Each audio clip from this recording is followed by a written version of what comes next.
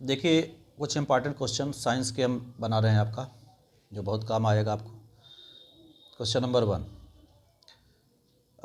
Define the power, what is unit of SI unit of power.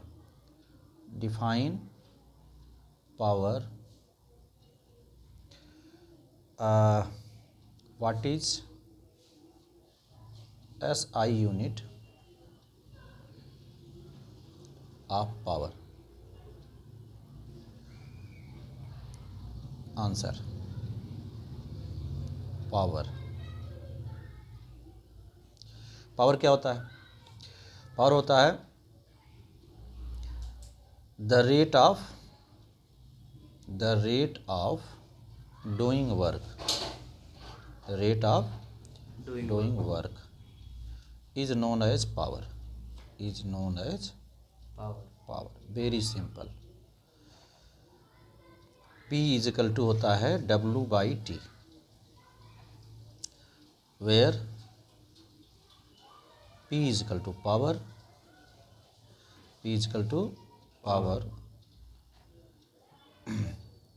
W is equal to work done. Very simple. And T is equal to time taken.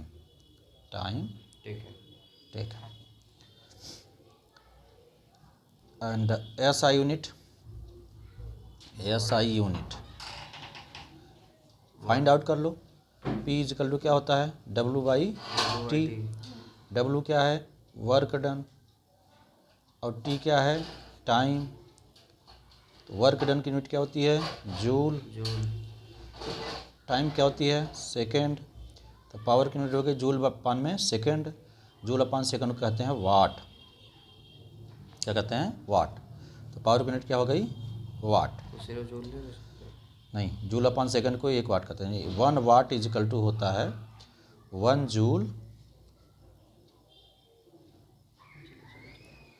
Joule upon में,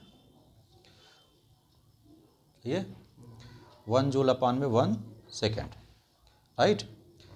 1 watt is equal to 1 joule upon में 1 second.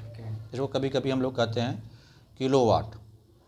1 kilo watt is equal to होता है 1000 वाट। ये भी रट के रखो। Clear हो गया? राइट। फिर से चेक कर लो। Define the power, the rate of doing work is known as power. P is equal to W/T, where P is power, W is work done, T is time taken. SI unit P is equal to W/T, work done upon में time. P work done की unit joule, time unit second. तो power की unit हो गया joule अपान second को हम लिखते हैं वाट से। 1 watt is equal to 1 joule upon 1 second. 1 kilo watt is equal to 1000 watt होता है।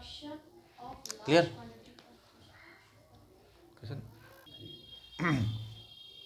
क्वेश्चन सेकंड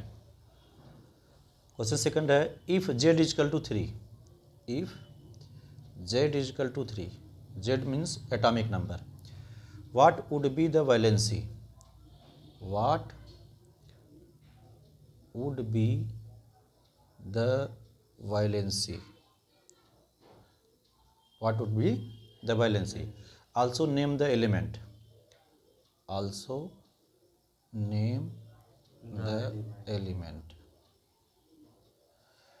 अच्छा, अब मान लेते हैं हम कोई X है जिसका Z मतलब एटॉमिक नंबर कितना दिया है? 3।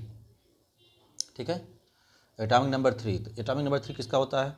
लिथियम। तो लिथियम का होता है 3 से 7। एटॉमिक नंबर 3 और एटॉमिक मास कितना होता है? 7। हाँ, 7 हो गया। एटॉमिक मास 7 होता है। तो number of electron, proton, neutron आप जानते हो, जितना Z होता है उतने ही इलेक्ट्रॉन होते हैं, उतने ही प्रोटॉन होते हैं। अब न्यूट्रॉन निकालने के लिए हम क्या करते हैं? A minus Z। A is equal to कितना हो गया? 7। Z इजकल टू कितना हो गया? 3। कितना हो गया आपका? 4। Z बराबर न्यूट्रॉन बराबर कितने हो गए? 4। ठीक है। और यह एटॉमिक नंबर 3 है, तो Li बना। Li का नाम होता है लिथियम। Li क्या होता है? लिथियम। तो नंबर ऑफ न्यूट्रॉन हो गए 4, नंबर ऑफ इलेक्ट्रॉन प्रोटॉन हो गए 3। ठीक है, clear? Question number 3, state law of the conservation of energy, state law of conservation of energy. Answer very simple, in any point the sum of kinetic energy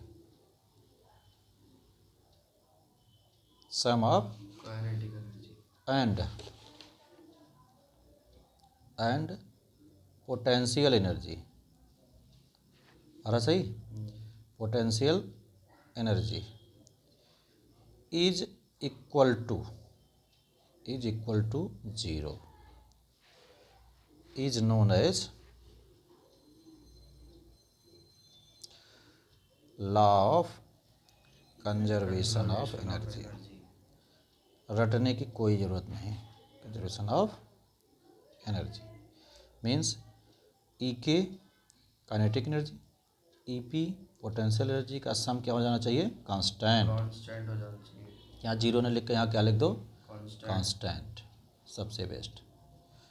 ठीक है, E K is equal to half M V square, E P is equal to M G H is equal to क्या हो गया, constant, क्योंकि हम जानते हैं energy कभी नष्ट नहीं होती, वह क्या होती है, कांस्टेंट होती है।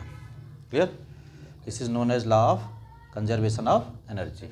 एक बार और समझा दे रहा हूँ, in any point the sum of kinetic energy and potential energy is equal to constant is known as the law of conservation of energy। E K plus E P बराबर कांस्टेंट होता है, E K half M B square, E P M G H, दोनों का सम कर दें कितना, constant के क्या आ जाएगा, बराबर आ जाएगा। तो ये देखिए आपका क्वेश्चन नंबर 4, नेम द 3 सब atomic particle of an atom. Name the 3 subatomic particle of the atom।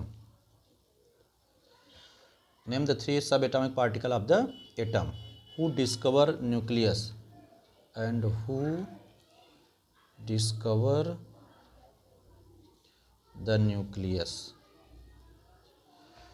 चलिए, सब एटॉमिक पार्टिकल ऐसे याद करो, सब atomic particle,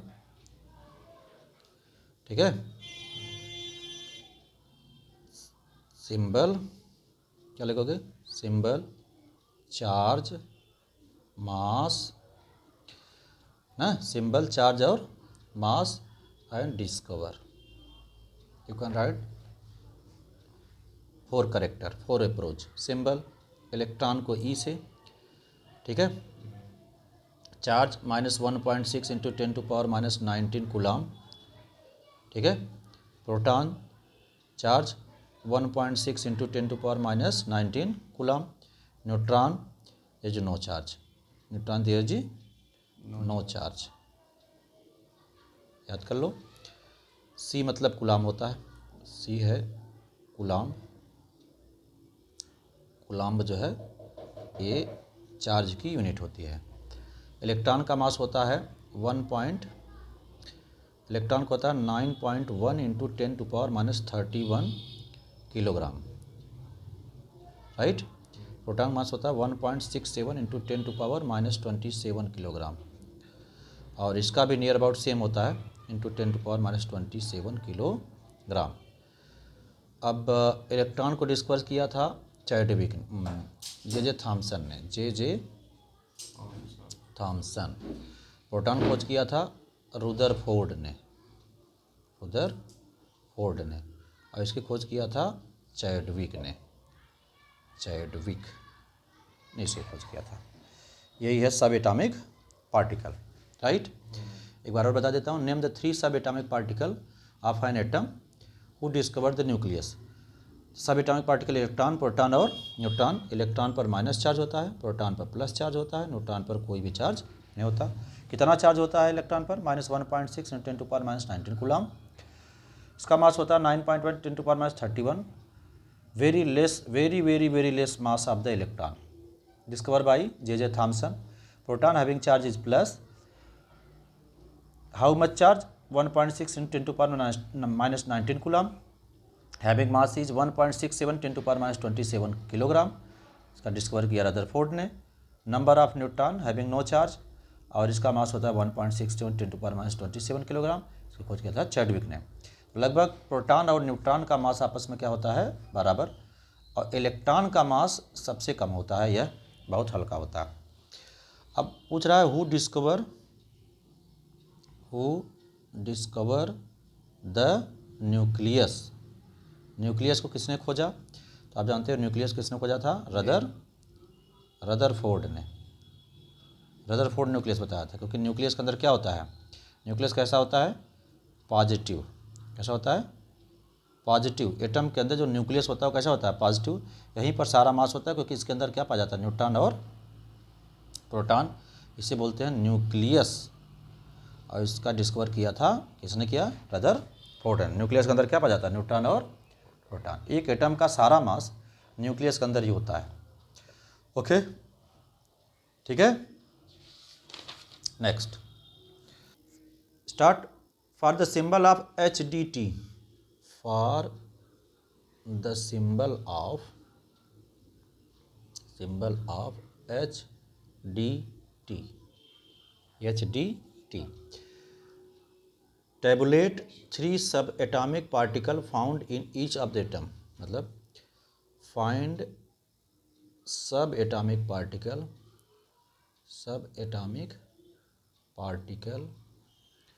found in each of them. Answer very simple. HDT. EH को कहते हैं हाइड्रोजन, D कहते हैं ड्यूटेरियम, और ट्रिक कहते हैं ट्राइटियम. ट्राइटियम होता है रेडियो एक्टिव. अभी आपको ज़्यादा जानने की जरूरत नहीं है, इतना जानते रहो. ट्राइटियम क्या होता है? रेडियो एक्टिव होता है. तो हाइड्रोजन का जो एटॉमिक नंबर 1H1, ड्यूटेरियम को होता है 1H2, और ट्राइटियम को होता है 1H3. एक प्रकार के आइसोटोप्स हैं. अब हम इसमें कहें 1H1, 1H में Z बराबर कितना है? 1. तो इलेक्ट्रॉन भी कितने होंगे? 1. प्रोटॉन भी कितने होंगे? 1. जितने इलेक्ट्रॉन होते हैं उतने प्रोटॉन. एटॉमिक नंबर बराबर इलेक्ट्रॉन प्रोटॉन सब बराबर होते हैं. न्यूट्रॉन इसमें क्या होता है? A minus Z. तो ये A है और ये Z है. तो 1 माइनस 1 बराबर क्या हो जाएगा? 0. तो हाइड्रोजन न्यूट्रॉन क्या हो गया? 0. ड्यूटेरियम 1S2, ये Z हो गया, ये A हो गया. तो Z बराबर 1 बराबर इलेक्ट्रॉन बराबर प्रोटॉन. न्यूट्रॉन क्या हो गया? A minus Z, 2 minus 1. इसके अंदर 1 न्यूट्रॉन है. कितना न्यूट्रॉन है? 1 न्यूट्रॉन. अब 1S3 यानी Z बराबर 1, electron 1, proton 1, neutron A minus Z, 3 minus 1 is equal to कितना हो गया? 2. तो ये है आपका क्वेश्चन का आंसर. राइट. अच्छा, अब अगला question. Right the work done. What is work to be done to increase the velocity of a car from 30 km/h to 60 km/h? Question लिख दे रहा हूँ. क्वेश्चन है आपका what is the work to be done. What is numerical है. What is to work done. What is to work done to increase the velocity? To increase the velocity of a car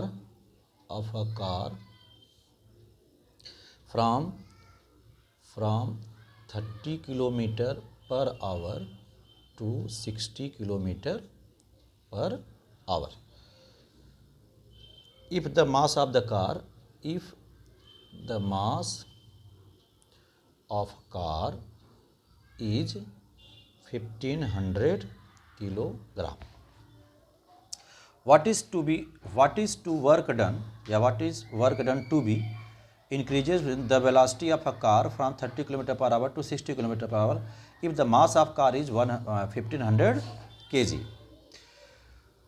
तो इसमें कुछ नहीं करना, इसमें निकालना है car की काइनेटिक। कार मूविंग कर रही है, कार इज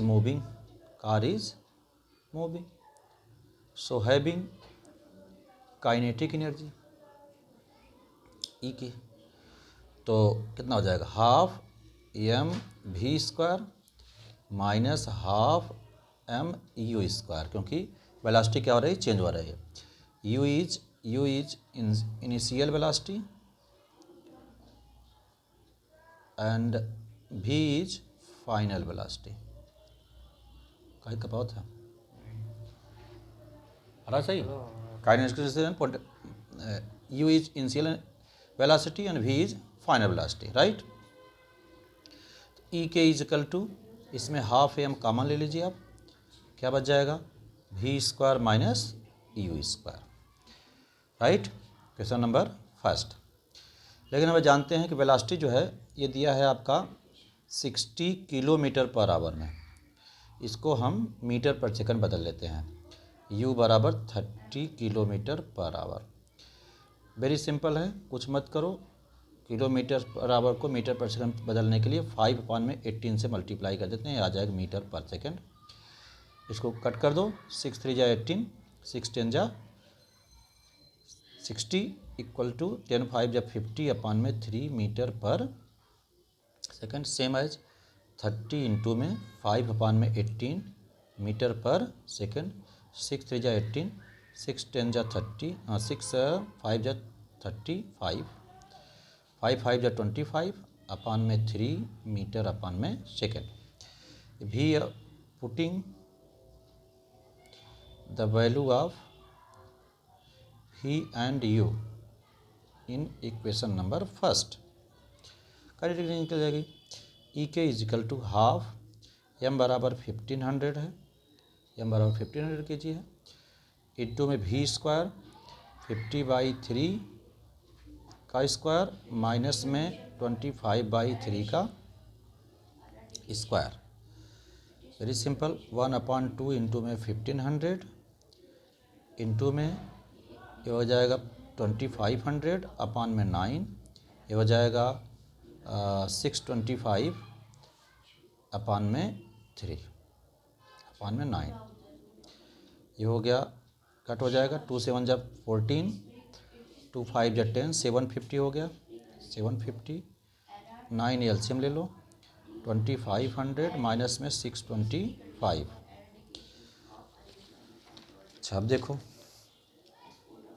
ई के बराबर हाफ कितना हो गया ये 750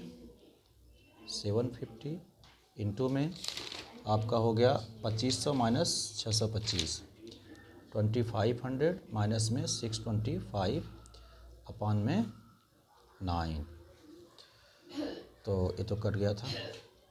750 इंटू में अब कितना हो जाएगा, 5 10 में 5 5 हो गया, 9 माइनस 2 7 हो गया, 4 14 माइनस 6 8 हो गया, 14 माइनस 6 8 हो गया, और अब चाहे 1875 कर लो, 2500 इंटू 625 माइनस 10 में 5 5 हो गया, 9 माइनस 2 का 7 हो गया, अच्छा 14 माइनस 6 8 हो गया, 1, चाहिए ये हो गया 750 इंटू में 1875 मल्टीप्लाई कर लो, ये आ जाएगा इतना जूल मल्टीप्लाई इतना जूल आपको काम करना पड़ेगा।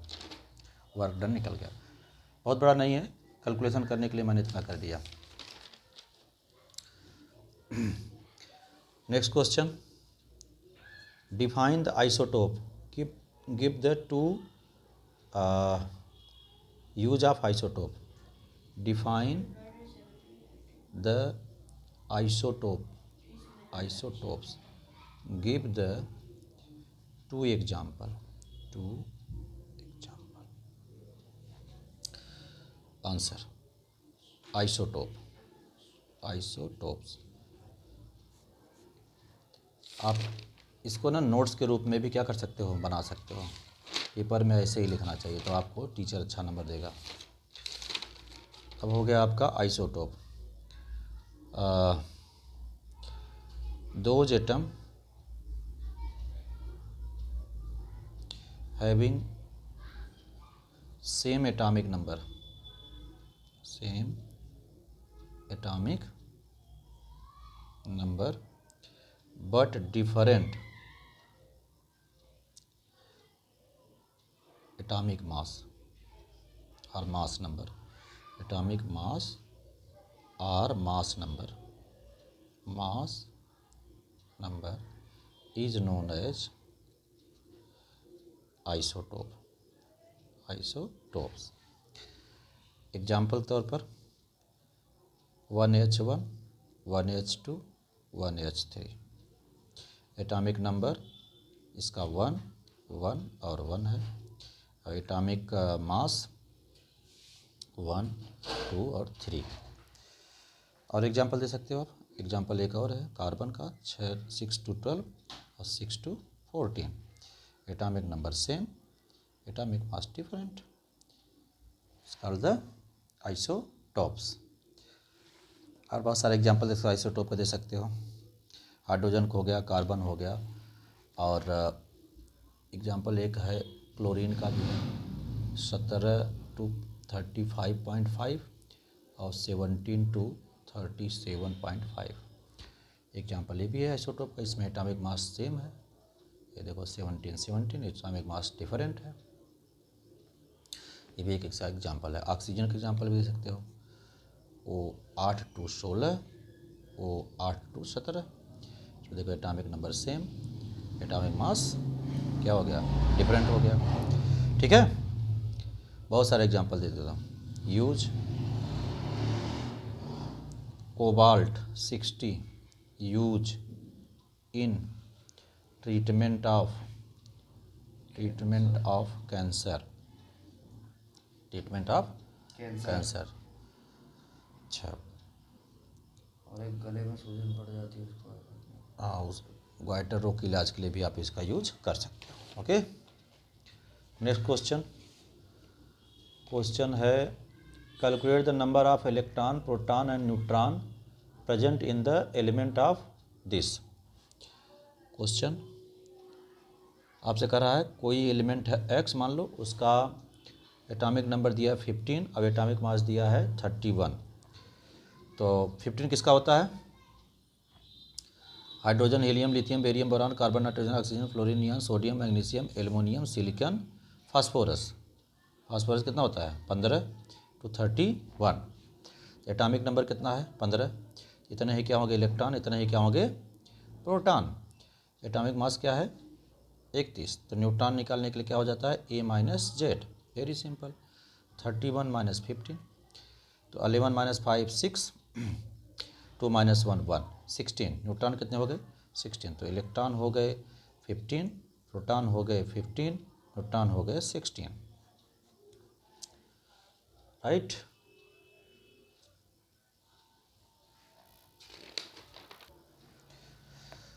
Next question, number of valence electron in Cl minus ion.